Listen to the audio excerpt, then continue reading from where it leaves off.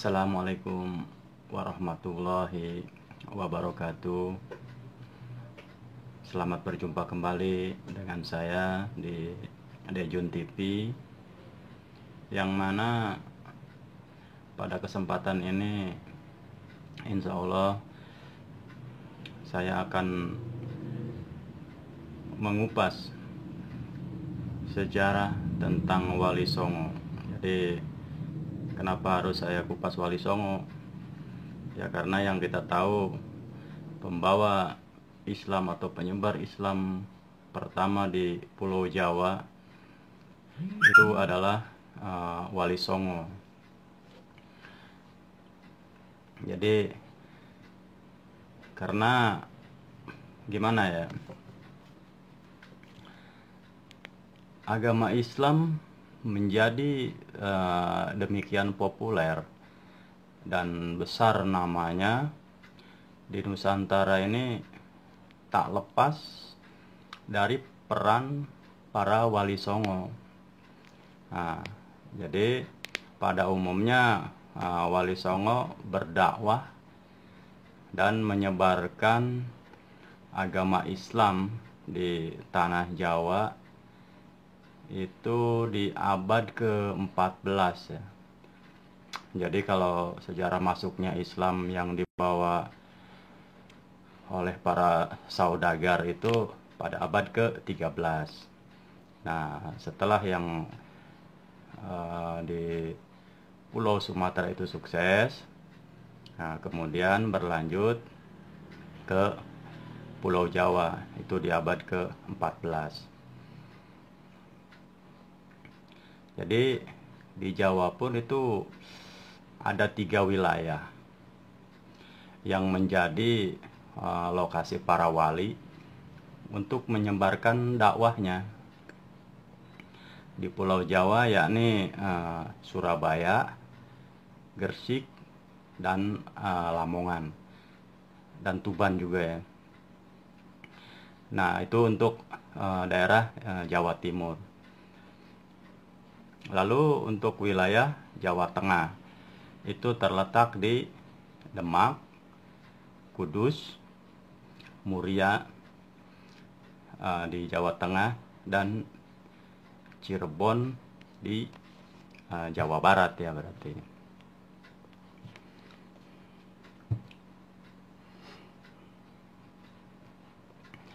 Jadi zaman Wali Songo itu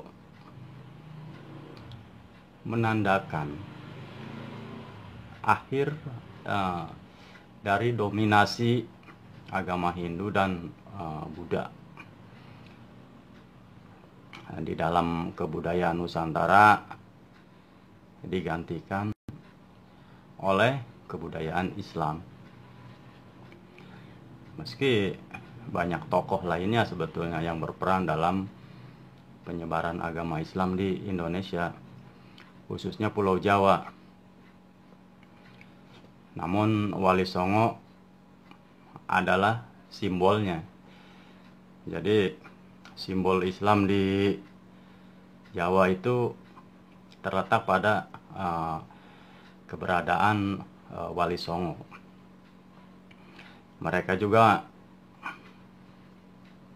memiliki andil yang cukup besar ya, untuk mendirikan sejumlah kerajaan Islam di Jawa, dan beberapa masjid mungkin yang ada di Pulau Jawa ini dibangun oleh para wali.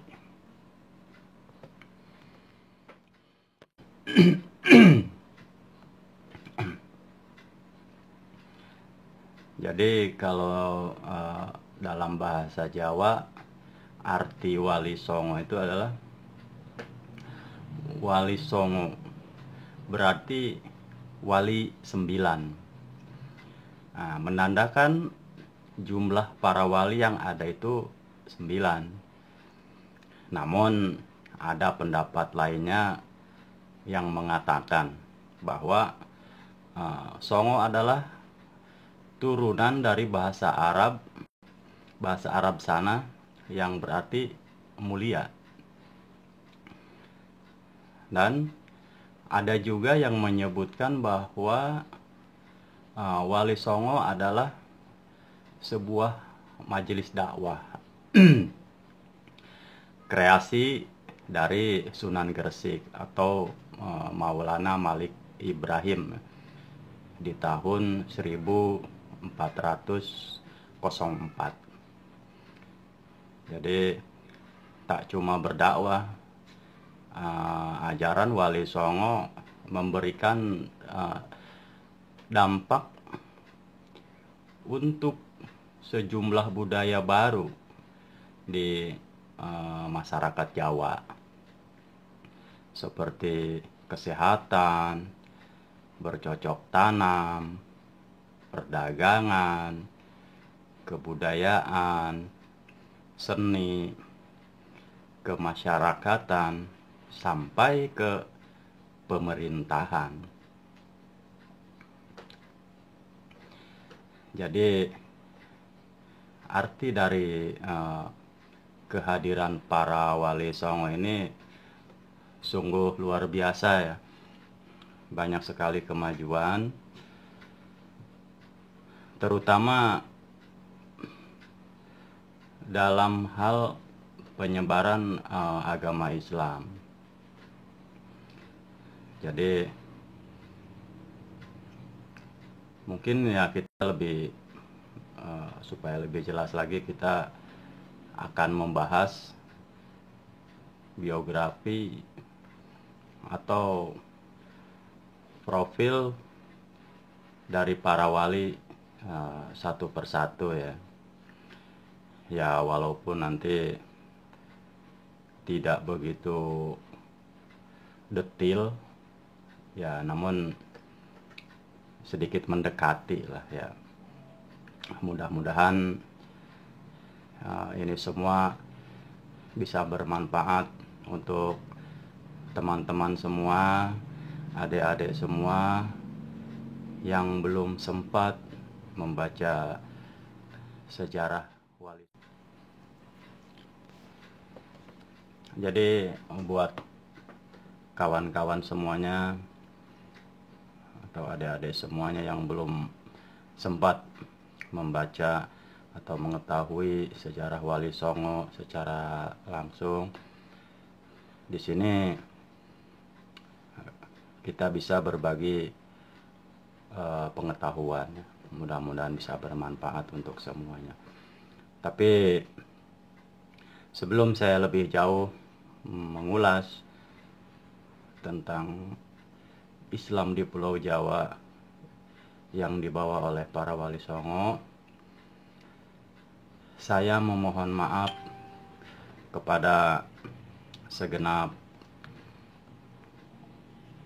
para kiai atau para ustadz atau para mubaligh atau para ahli sejarah. Barangkali nanti dalam penjelasannya atau dalam tahapan susunan para wali ini kurang tepat.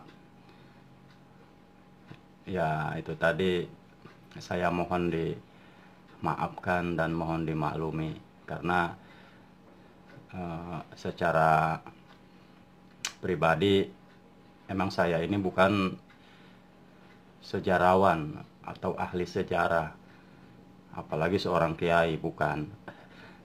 Masih jauh saya dari itu, tapi saya ingin tetap belajar tentang sejarah-sejarah Islam, kebudayaan Islam, apapun itu yang menyangkut Islam, sampai dengan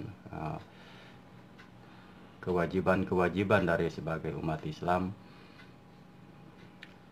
Saya masih tetap belajar supaya bisa menjalani seorang Islam itu lengkap dengan ilmunya. Jadi kita jangan cuman namanya saja kita beragama Islam, tapi Giliran ditanya soal Islam, kita tidak tahu. Giliran ditanya tentang kewajiban-kewajiban Islam, kita juga tidak tahu. Karena apa? Ya karena mungkin kita dari kecil agak sedikit malas untuk belajar mengaji ataupun belajar di sekolah tentang sejarah. Karena itu banyak yang mengatakan memang suatu pelajaran yang membosankan atau hal yang membosankan. Jadi banyak yang kurang berminat. Tapi setelah dewasa nanti kita akan merasakan ternyata sangat diperlukan. Karena itu bagian dari ilmu, pengetahuan untuk di masa yang akan datang. Oke, kita langsung saja pada biografi atau profil pertama dari para wali songo. Kita akan bahas satu-satu, yaitu untuk yang pertama profilnya Sunan Gresik. Sunan Gresik itu atau Maulana Malik Ibrahim nama aslinya ya. Jadi beliau adalah keturunan langsung dari Nabi Muhammad Sallallahu Alaihi Wasallam. Beliau adalah keturunan yang ke-22 dari Rasulullah Sallallahu Alaihi Wasallam. Jadi nasab Maulana Malik Ibrahim tercatat dalam ensiklopedi Nasab Ahlul Bait yang merupakan kumpulan catatan dari Asy-Syaikh Baharuddin Ba'alawi Al-Husaini. Jadi begitu kalau menurut catatan sejarah yang saya baca. Beliau lahir di Samarkand. Samarkand itu kalau tidak salah kota di Uzbekistan ya. Jadi dia masih masuk ke wilayah Asia Tengah. Sunan Gresik mempunyai 3 orang istri. Jadi Sunan Gresik banyak dianggap sebagai wali yang pertama kali menyebarkan Islam di Pulau Jawa. Selain berdakwah, beliau mengajarkan cara baru bercocok tanam. Nah, jadi untuk mengambil hati masyarakat,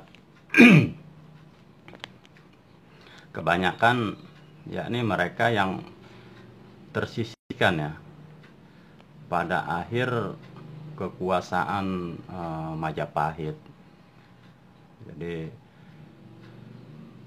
Majapahit pun mungkin kala itu sudah hampir habis masa kejayaannya. Jadi yang bisa sejahtera itu hanya orang-orang yang dekat saja dengan kerajaan. Jadi kalau rakyat yang jauh, kalau rakyat jelata yang jauh dari wilayah kerajaan, itu mungkin tidak tersentuh. Jadi mereka orang-orang yang terabaikan. Nah, beliaulah yang istilahnya apa ya, beliau yang menyambut, ayo kita bangkit. Itulah keunikan dan kelebihan dari Sunan Gresik.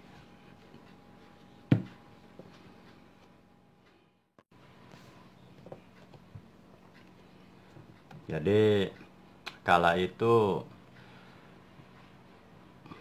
wilayah Gresik jadi masih termasuk di sekitaran kewilayahan di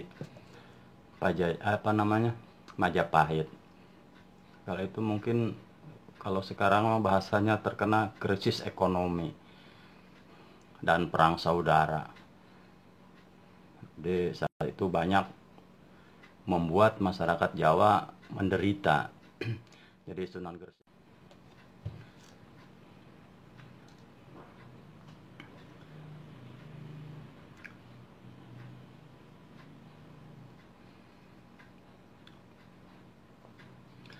Sunan Gresik membangun pondokan sebagai tempat menimba ilmu agama Islam ya di daerah Leran Gresik, untuk memenangkan hati masyarakat ya, sebagai pelengkap gitu. Ia membangun masjid untuk tempat ibadahnya. Jadi masjid ini adalah masjid pertama kali di Pulau Jawa dan masih berdiri hingga sekarang. Jadi nama masjid tersebut adalah Masjid Jami Gresik. Itulah masjid pertama yang ada di Pulau Jawa. Masjid pertama ya, bukan kerajaan Islam pertama. Jadi kalau kerajaan Islam pertama kan yang kita tahu ada di Demak. Ini masjid.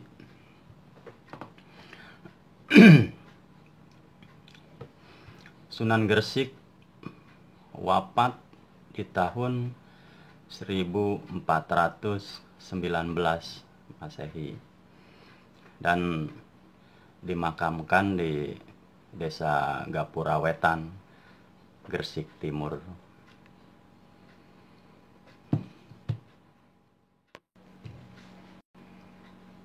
Baiklah, untuk profil Sunan yang kedua atau biografi Sunan Wali Songo yang kedua, yaitu Sunan Ampel atau Raden Rahmat ya. Nama aslinya Raden Rahmat. Riwayat mengatakan bahwa Sunan Ampel adalah anak dari Ibrahim Jainuddin Al-Akbar. Ibunya adalah seorang putri Campa yang bernama Dewi Condro Wulan binti Raja Campa. Jadi raja terakhir dari dinasti Ming. Meski bukan yang pertama menyebarkan Islam di tanah air ini, Sunan Ampel ini dianggap sesepuh juga. Jadi selain Sunan Gresik gitu ya, dianggap sesepuh juga oleh para wali lainnya. Dia memiliki pesantren di Ampel Denta, Surabaya, yang menjadi pusat penyebaran agama Islam tertua di Jawa. Lalu setelah wafat, Sunan Ampel dimakamkan di dekat Masjid Ampel di Surabaya. Jadi mungkin biografinya Sunan Ampel ini yang dicatat ini tidak terlalu panjang, tidak terlalu banyak melebar. Ya, yang penting mah kita tahu garis besarnya saja, asal usulnya dari mana. Itu yang perlu kita ketahui.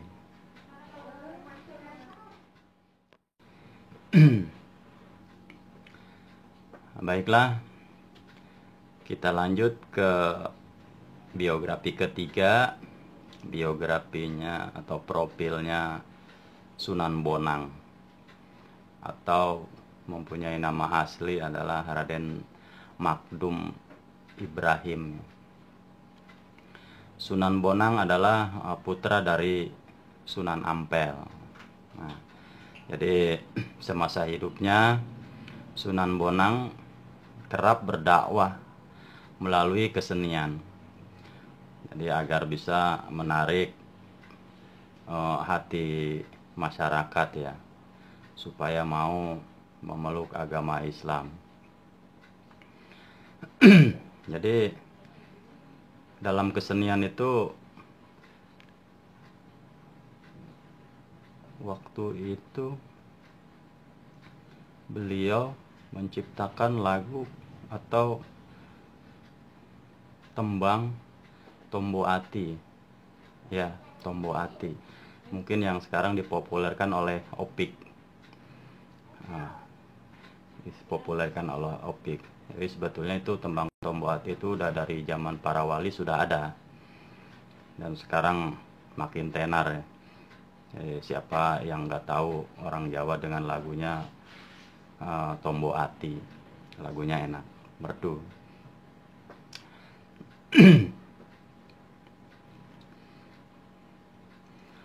Jadi lagu tersebut adalah hasil dari karya Sunan Bonang. Dan untuk menambah unsur Islami itu dalam lagu-lagu yang digubahnya itu Sunan Bonang memasukkan alat musik seperti rebab dan bonang, gamelan itu kan. Jadi sebagai pelengkap dari gamelan Jawa. Nah, oleh sebab itulah ia mendapatkan julukan Sunan. Ya, kenapa dia mendapat sebagai julukan Sunan Bonang? Jadi beliau itu sangat piawai sekali menggunakan alat musik itu. Nah, jadi melekatlah panggilan untuk beliau dinamakan Sunan Bonang. Jadi karena beliau emang sangat ahli memainkan alat musik bonang itu. Jadi tercetuslah panggilan Sunan Bonang untuk beliau. Walaupun namanya sebetulnya jauh dari kata itu kan. Nama aslinya itu adalah Raden Makdum Ibrahim.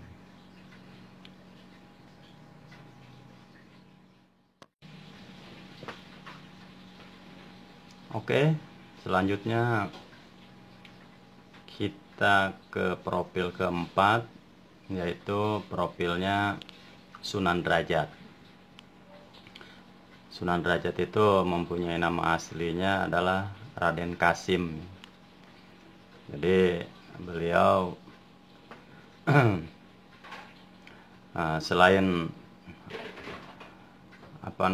selain Makdum Ibrahim atau Sunan Bonang, Raden Kasim yang juga putra dari Sunan Ampel ini dikenang oleh masyarakat di seluruh tanah air sebagai Sunan Derajat. Jadi dalam misinya ini untuk menyebarkan agama Islam di Indonesia, ia menggunakan kegiatan sosial sebagai ujung tombaknya. Jadi ia yang mempelopori untuk penyantunan anak-anak yatim piatu dan orang-orang sakit, orang-orang yang tidak mampu, katakanlah orang miskin. Ya, selain itu Sunan Derajat juga banyak berdakwah kepada masyarakat umum. Jadi ia sangat mengedepankan sikap kedermawanannya. Jadi kerja keras dan meningkatkan kemakmuran rakyat sebagai pengamalan agama Islam. Beliau wafat di tahun 1522 kalau nggak salah ya. Jadi Sunan Derajat ini memiliki banyak peninggalan yang berarti. Di antaranya adalah pesantren Sunan Derajat. Pesantren Sunan Derajat itu yang berada di Desa Derajat di Paciran, Lamongan. Nah, dan ia juga meninggalkan gamelan Singomengkok namanya. Jadi sangat terkenal kala itu. Jadi alat musik yang sering ia mainkan dulu. Kini gamelan tersebut itu telah disimpan di Museum Daerah Sunan Derajat di Lamongan sana. Ya, oke. Itulah biografinya atau profilnya dari Sunan Derajat yang keempat.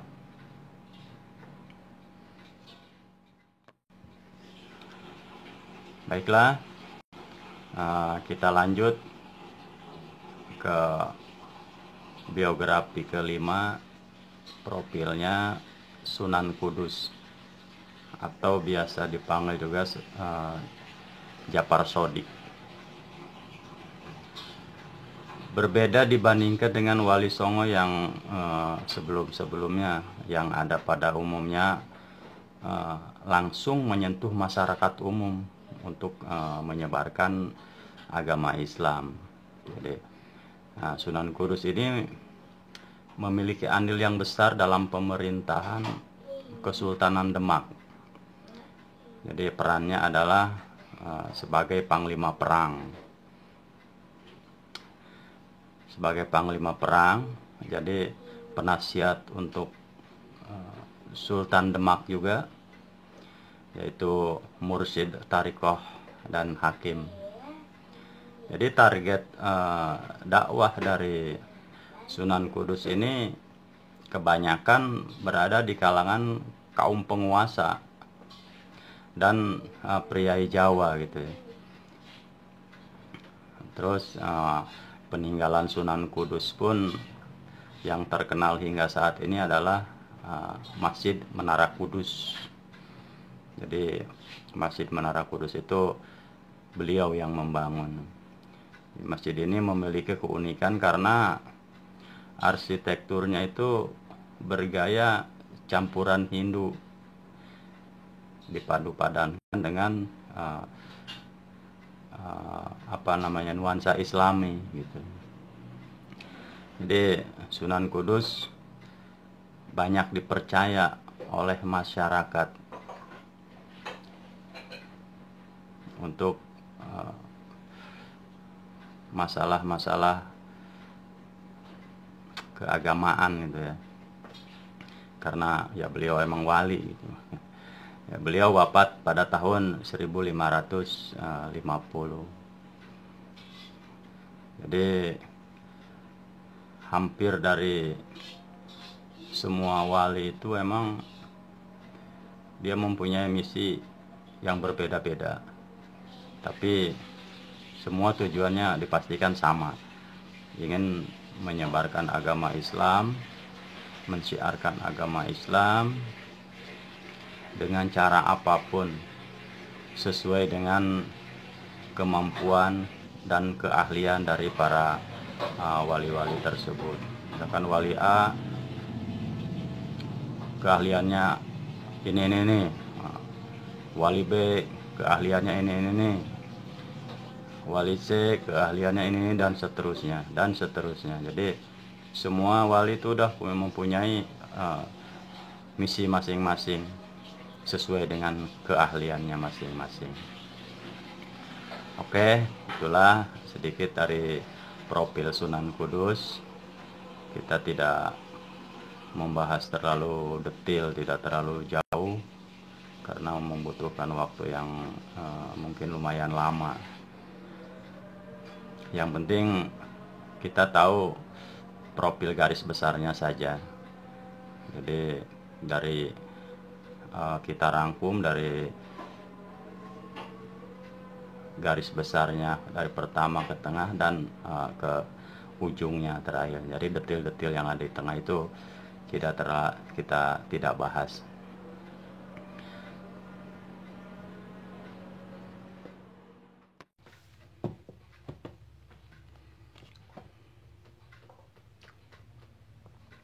Baiklah, kita lanjut ke biografinya ke-6, yaitu profilnya Sunan Giri atau Raden Paku ya, Ainul Yakin. Jadi Sunan Giri ini adalah keturunan langsung dari Maulana Ishak. Jadi selama hidupnya ia menimba ilmu Islam itu dari Sunan Ampel dan bersahabat dengan Sunan Bonang. Jadi peran besarnya dalam perkembangan Islam di Pulau Jawa adalah mendirikan pemerintahan mandiri di Giri Kedaton, Gresik. Jadi pemerintahan mandiri itu di Giri Kedaton itu beliau yang mensiasatinya, yaitu Sunan Giri.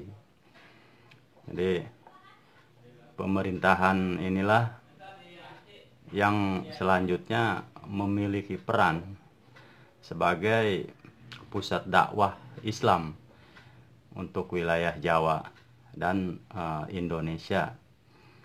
Jadi Indonesia Timur ya khususnya. Jadi hingga ke Maluku. Jadi beliau ini menyebarkan Islam ini tidak terfokus hanya di Pulau Jawa. Jadi beliau mungkin wali yang pertama atau sunan yang pertama yang misinya itu melampaui Pulau Jawa. Jadi dia tidak fokus di Pulau Jawa, dia nyebrang sampai ke Pulau Maluku ya, hingga Maluku.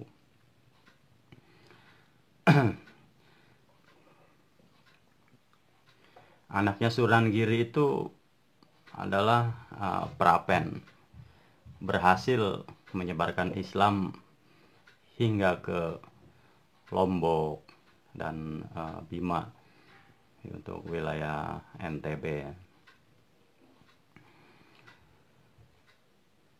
Jadi beliau ini untuk menggapai misinya di Kepulauan Maluku, NTB, sampai ke Bima, dan mungkin masih banyak pulau-pulau yang lain yang dia singgahi, tapi tidak ada di catatan sejarah yang jelas gitu ya, yang detil. Tapi kita yakin bahwa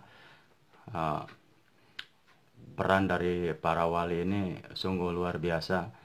Tidak tanggung-tanggung mereka menyebarkan atau mensiarkan agama ini dengan cara apapun, melalui dakwah, melalui kesenian, atau apapun itu caranya.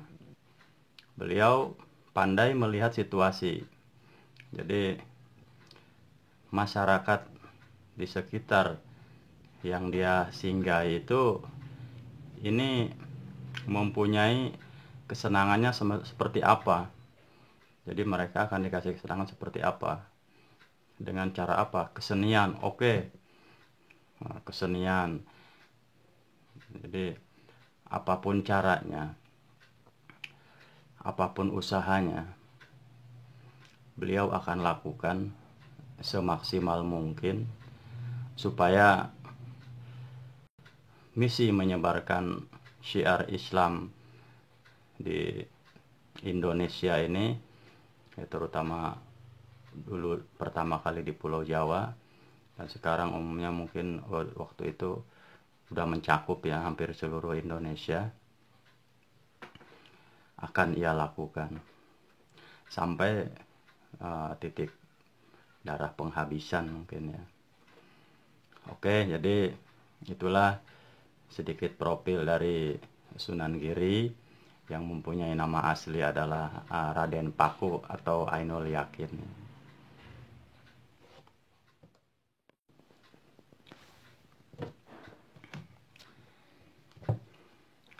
Lanjut ke biografi ketujuh, yaitu profilnya Sunan Kalijaga atau yang mempunyai nama asli Raden Said.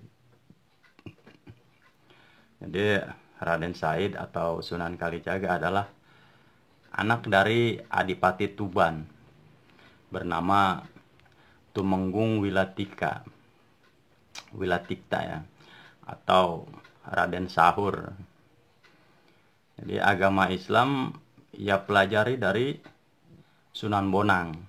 Nah, jadi Sunan Bonang ini adalah guru ngajinya Sunan Kalijaga. Jadi saling berkaitan waktu itu ya. Jadi antara sunan atau wali-wali itu.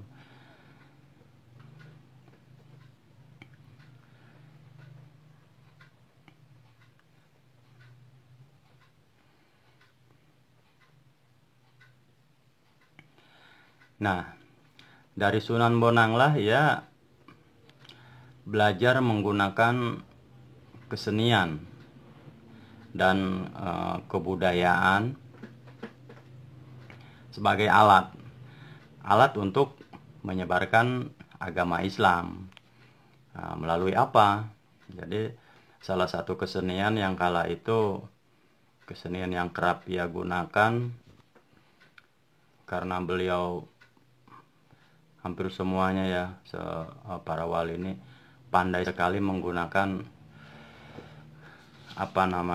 bisa melihat situasi apa yang rakyat senangi, apa yang rakyat kehendaki. Dengan cara itulah beliau melakukan pendekatan kepada rakyat. Jadi kesenian yang kerap ia gunakan untuk berdakwah adalah wayang kulit. Nah, di sini sejarah wayang kulit hadir. Jadi untuk adanya sejarah wayang kulit itu pada saat adanya Sunan Kalijaga. Nah, beliau yang seorang murid dari Sunan Bonang. Sunan Bonang pun yang kita ketahui kan seorang seniman, jadi bukannya hanya sekedar seorang wali saja, tapi dalam hal kesenian pun mereka sangat mahir sekali. Jadi sedikit demi sedikit Sunan Kalijaga ini menyerap ilmu kesenian dari sang guru yaitu Sunan Bonang, berdakwah melalui wayang kulit dan tembang suluk. Banyak masyarakat yang mempercayai bahwa tembak suluk yaitu seperti lir-ilir atau gundul-gundul pacul adalah hasil karya Sunan Kalijaga. Jadi orang Jawa udah pasti mengenal tembak, atau kalau mungkin sekarang mah tembang ya. Bahasanya apa ya? Maaf kalau salah ya. Jadi orang Jawa mana yang tidak kenal dengan tembang lir-ilir atau gundul-gundul pacul. Itu saya pun waktu kecil sering dengar lagu itu atau tembang seperti itu, dan setelah saya mengetahui dan membaca sejarah, ternyata tembang itu sudah ada dari zaman Wali Songo. Jadi ternyata Sunan Kalijaga yang menciptakan tembang itu. Oke, jadi itulah sedikit gambaran dari Sunan Kalijaga atau yang mempunyai nama asli Raden Said.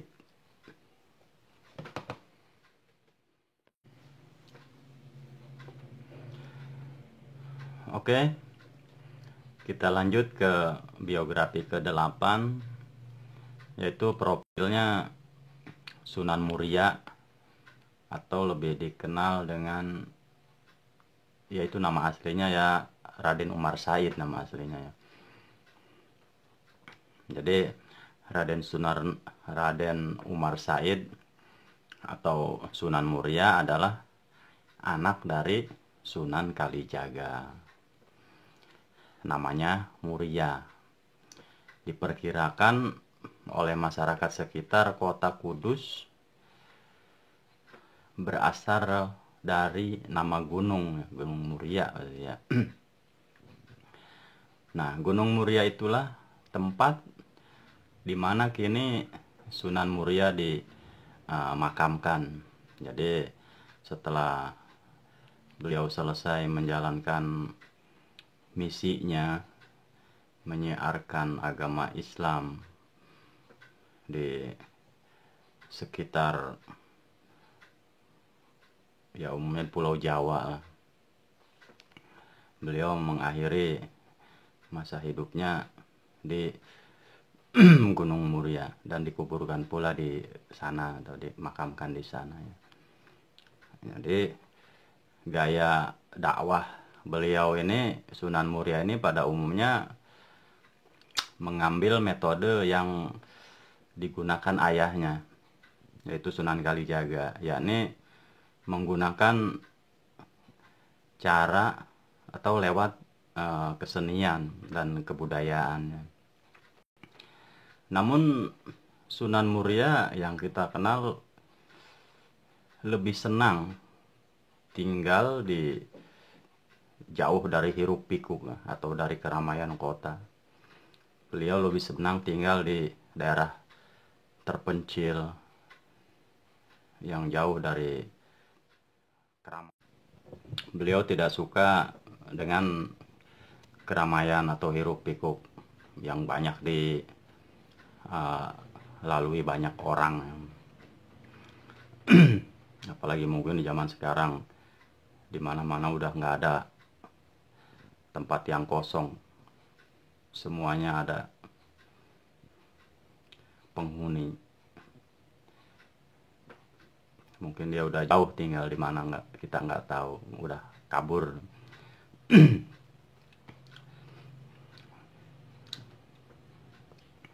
Jadi untuk menyebarkan agama Islam, ia juga turut mengajarkan cara bercocok tanam, terus cara berdagang, berniaga, jual beli, dan cara melaut atau cara menjadi nelayan yang handal, yang sekali melaut itu bisa banyak menghasilkan ikan yang melimpah. Jadi beliau tidak pelit dengan ilmu, apapun yang dia punya, apapun yang dia bisa, apapun yang dia miliki, akan beliau ajarkan kepada rakyat yang membutuhkan ilmu itu. Jadi itu salah satu metode beliau untuk menyebarkan agama Islam. Oke, itulah sedikit profil dari Sunan Muria atau yang mempunyai nama asli adalah Raden Umar Said.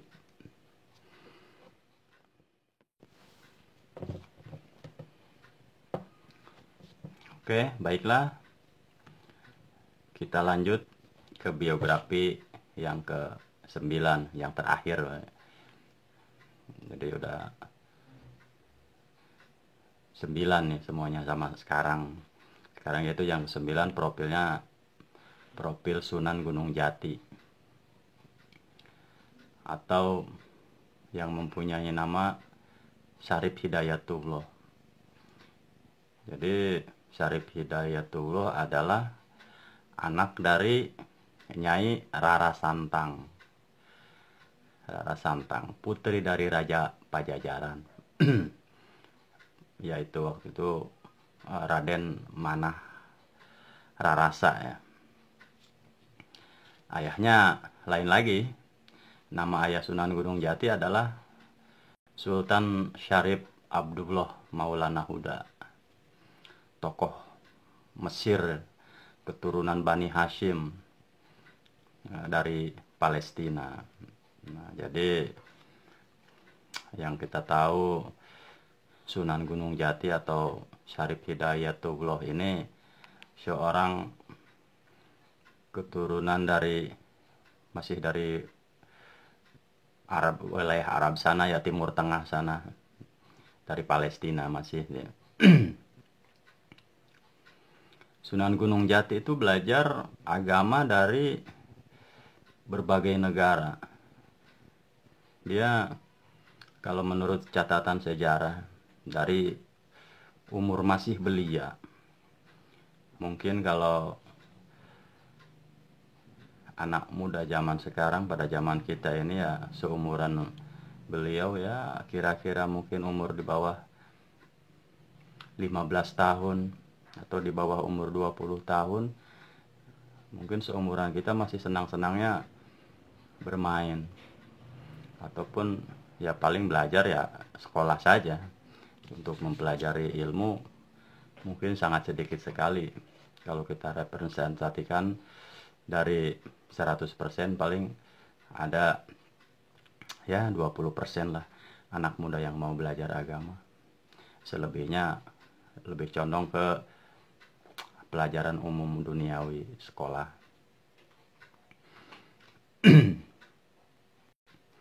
Jadi Sunan Gunung Jati itu belajar agama dari berbagai negara sejak usia 14 tahun.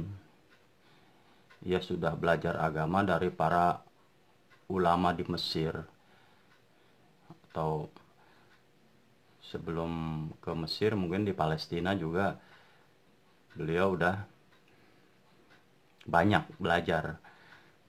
Makanya beliau mencari guru baru di negara lain untuk menambah wawasan ilmu keagamaan tentang keislaman. Jadi beliau tidak menetap di satu negara atau di satu tempat. Setelah mendapat ilmu yang cukup dari satu guru, berpindah-pindah ke guru yang lainnya, dari satu negara ke negara lainnya, hingga menjelang dewasa beliau datang ke Indonesia untuk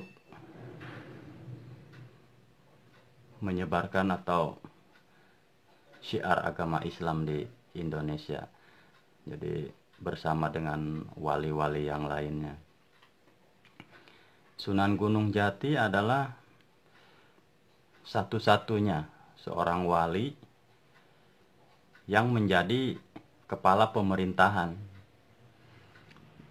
Kenapa? Ia mendirikan Kesultanan Cirebon atau dikenal dengan Kesultanan Pakungwati, dengan restu dari para ulama lainnya untuk menyusul berdirinya kerajaan Demak mungkin ya.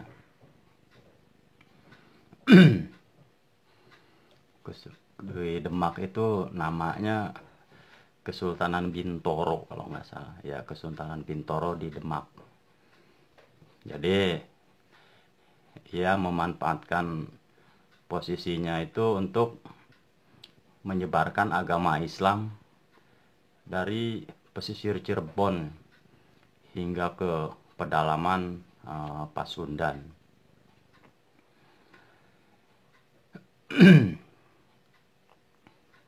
Nah, di usia ke-89 Sunan Gunung Jati mengundurkan diri dari pemerintahan untuk fokus berdakwah ya. Jadi tampuk kekuasaan di Kesultanan Cirebon diserahkan pada Pangeran Pasarean, dan ia meninggal di tahun 1500.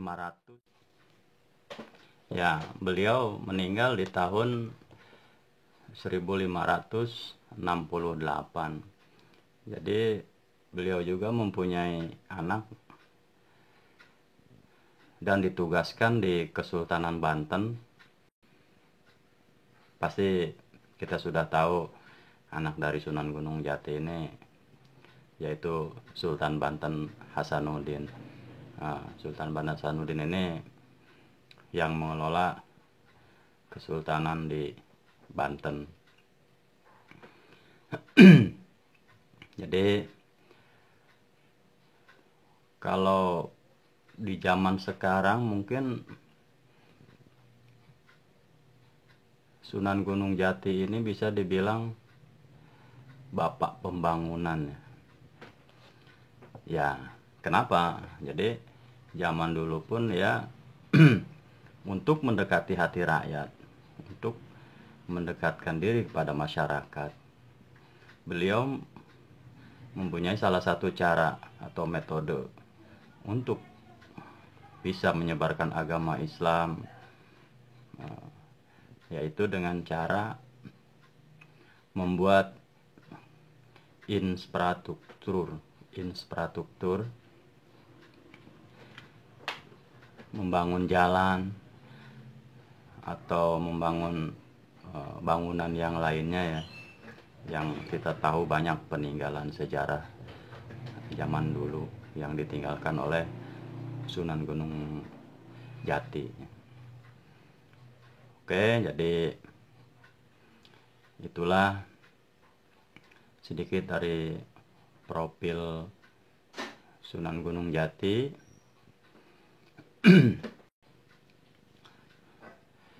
Dan profil semuanya dari keseluruhan dari para wali songo itu mudah-mudahan pada saat yang akan datang nanti bisa berguna untuk bekal kita di ilmu pengetahuan. Jadi kalau ada orang yang nanya, kalau kita sedang ngobrol tentang sejarah Islam, sejarah wali, siapa penyebar agama Islam di Pulau Jawa, itu kita bisa jawab. Minimal kita bisa nyambung lah kalau ngobrol. Jadi jangan polos-polos banget. Jangan sampai ditanya, Anda Islam? Iya. Anda tahu ini? Enggak. Kenapa? Ya saya Islam. Dari lahir saya sudah Islam, Pak. Jadi saya hanya Islam saja. Untuk ini itunya saya belum tahu. Loh, kenapa? Ya, maklumlah Pak, zaman sekarang untuk belajar ilmu agama itu ternyata agak sulit. Ya, tapi apapun kita, siapapun kita, kalaupun kita punya niat ingin membenahi diri, ingin mempertebal keimanan kita dan ketakwaan kita, ya minimal kita harus belajar dan berusaha. Jangan putus oleh keadaan ataupun oleh jarak ataupun waktu. Apapun itu alasannya. Nggak ada waktu lah, jauh lah, nggak ada biaya lah atau apalah. Ya, sebetulnya kalau kita ingin belajar ilmu dimanapun bisa, tidak usah jauh-jauh. Di sekitar Anda pun itu sudah pasti ada. Sekarang kan sudah banyak. Oke,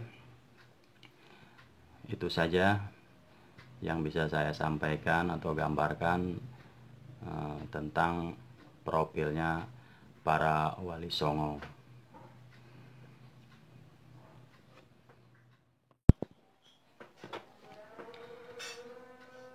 Oke, sebelum saya pamit, sekali lagi ingin saya sampaikan permohonan maaf saya kepada para kiai, kepada para ustadz atau kepada para ahli sejarah apabila yang tadi saya sampaikan mungkin ada kekurangan atau ada kelebihan ataupun salah dalam penyusunan sejarahnya, itu saya mohon dimaafkan dan mohon dimaklumi, karena saya bukan seorang ahli sejarah. Sekian dan terima kasih. Wassalamualaikum warahmatullahi wabarakatuh.